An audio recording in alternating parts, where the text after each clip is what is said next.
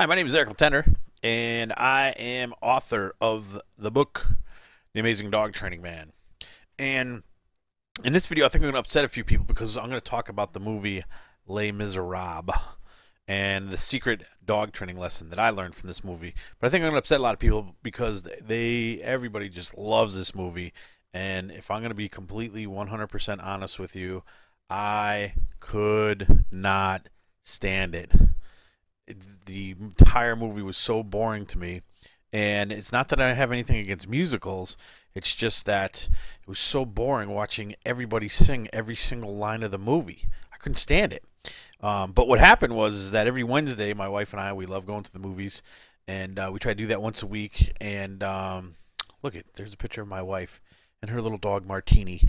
And my wife in that picture, I think, is about 2 or 3 months pregnant.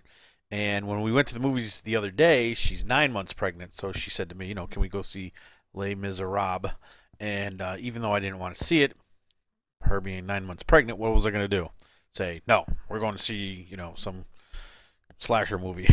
Of course, she got to go see Les Miserables, which everybody was raving about. And then when I got there, about 5 minutes after the movie started, I wanted to get out.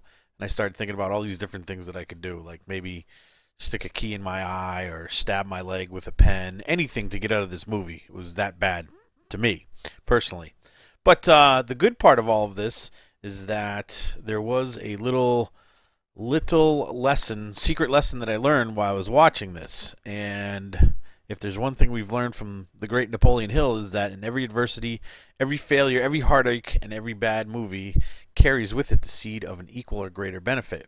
And the benefit from watching this movie is that you want to make sure that whenever you're training your dog, you are not miserable. And attitude has so much to do with dog training that every single time you go and work with your dog, you have to make sure you're in a positive frame of mind. The other thing you have to make sure is that you're using a lot of positive motivation. It's not that you never use negative motivation. There's a lot of dog trainers out there that don't want you to ever do anything negative to the dog or use any type of negative motivation.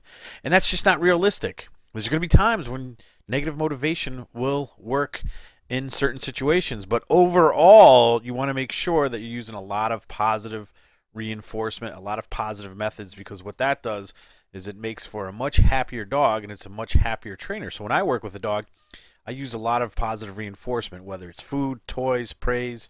There's a lot of different ways that you can reinforce your dog's behavior. But by doing this, the thing that will happen is that when you're not miserable, when you're actually happy, is that you will form the dog training habit.